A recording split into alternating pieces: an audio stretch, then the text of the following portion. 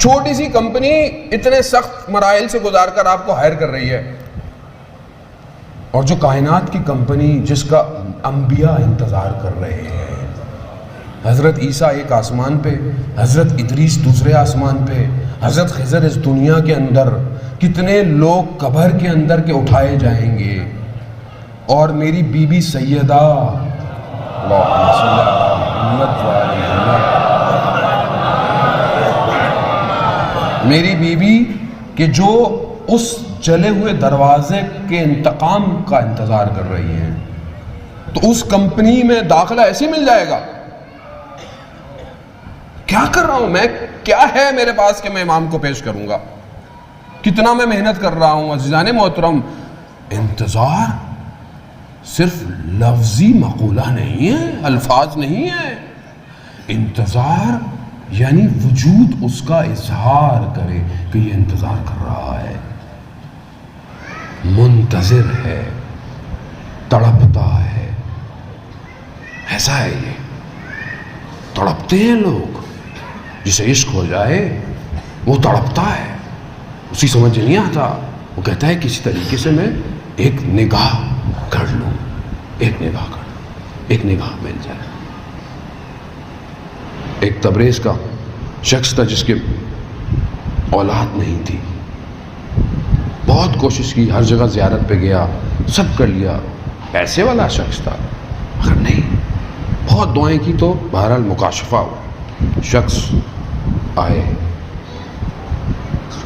وہ امام اس کے اندر انہوں نے اس کو سرن بیان نہیں کیا، بہرحال مکاشفہ ہوا. کہا کہ فلانے شہر جاؤ، ایک اس چادروں تلائیوں کو سینے والا ایک شخص ہے، اس کے پاس جاؤ. اب یہ اہواز کی طرف گیا، ڈھونڈا ڈھونڈا، بڑی مشکل سے، چھوٹی سی دکان ہے، ایک بندہ ہے جو یہ کام کرتا ہے. جیسے ہی اس شخص نے اس کو اندر آتے ہوئے دیکھا، اس کے نام سے پکارا، کہا جاؤ تمہاری حاجت پوری ہوگی. اب یہ عجیب سا ہو گیا، کہا یہ جانتا نہیں ہے مجھے، میں نے اس کو کبھی زندگی میں دیکھا نہیں، اور اتنا دور، اور اس کو یہ بھی پتا ہے کہ میں اس کے پاس حاجت کے لیے آیا ہوں. کہہ رہا حاجت پوری ہو گئی. تو اس کے ذہن میں آیا کہ یہ کون ہے کہ جس کے لیے مجھے امام زمانہ نے اس کے پاس بھیجا ہے. اس کو ہوا کہ یہ کیا ہے، یہ کس طرح اس مقام پہ پہنچا. اب یہ مقامات ہیں عزیزان محترم، لوگوں کو عطا ہوئے ہیں، خدا نے یہ مقام عطا کیے ہیں لوگوں کو، دروازے بند نہیں ہوئے ہیں علم کے. تو اس سے کہا کہ آپ مجھے اجازت دیں، میں رات آپ کے ساتھ گزاروں. کہاں رہو. اب یہ دیکھتا رہا کہ دن میں کیا ایسا کام کرتا ہے کہ جسے یہ دیکھا وہ اپنے کاموں میں لگ رہا ہے. رات ہوئی، ایک دسترخوان بچھایا، روٹی دہی کا. کہا کہ آپ بہت امیر آدمی ہیں لیکن میرا دسترخوان یہی ہے. اس نے کہا نہیں. اس نے کہا اس سے لذیذ ترین کھانا میں نے کبھی کھایا بھی نہیں. تو اس نے کہا کہ مجھے آپ یہ بتائیں کہ آپ کو یہ مقام کیسے ملا. اس نے بولا یہ کوئی پوچھنے کی بات ہے، آپ کا کام ہو گیا، آپ جائیے. کہا دیکھیں مہمان ہوں، مہمان کا کچھ تو حق ہوتا ہے، اس حق کے واسطے مجھے بتا دیں. تو کہا میں بتاؤں گا، لیکن شرط یہ کہ تو میرے شہر میں تم نے کسی کو نہیں بتانا، حتیٰ جب تک میں زندہ ہوں، یہ میں راز ہے.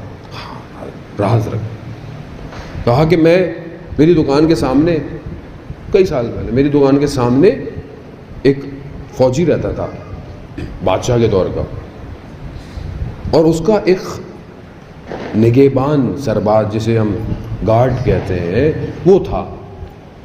وہ میرے پاس آیا، کہا کہ آپ روٹی کہاں سے تہیا کرتے ہیں، کیونکہ ظالم حکومت تھی. تو کہا میں خود جو لے کر آتا ہوں، پیسواتا ہوں، آٹا بناتا ہوں اور خود اپنی روٹی کھاتا ہوں. تو کہا آپ میرے لیے بھی ایک بوری لے آئیں گے اور مجھے روٹی دیں، کیونکہ وہ تو ظالم ہے اور اس ظالم کا لقمہ میں نہیں کھانا چاہتا. یعنی ایک لقمہ حرام سے اپنے آپ کو بچانا ضروری ہے امام تک پہنچنے کے لیے. تو کہا وہ آتا رہا روٹی لے کے چلا جاتا تھا. نہیں آیا کچھ دن، میں پریشان ہوا، میں نے ڈھونڈا، دیکھا مسجد میں لیٹا ہوا ہے. اور میں گیا تو کہا کیا ہوا. کہا بس میرا وقت پورا ہو گیا، میں آج رات کو میرا انتقال ہو جائے گا.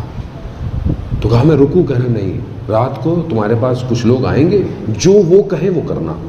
یہ حیران ہے، وہ جوان نگہبان ہے، گئے رات کو آئے کچھ لوگ کہ کیا اس کا انتقال ہو گیا ہے، چلو اس کا غسل کفن دفن کرنا ہے. کہہ رہے کیا، مسجد میں دفنایا، میں گھر آ گیا. کچھ دن گزرے، میری زندگی نارمل چل رہی. اچانک سے ان دو میں سے ایک شخص آیا رات کو، کہا تمہیں آقا نے بلایا ہے. اب مجھے پتہ ہی، میں چلتا گیا، وہ ریگستان ہے. کہہ رہے مگر میں نے وہاں کبھی اس طرح روشنی دیکھی نہیں. چاند کی آخری تاریخیں، روشن، سرسبز.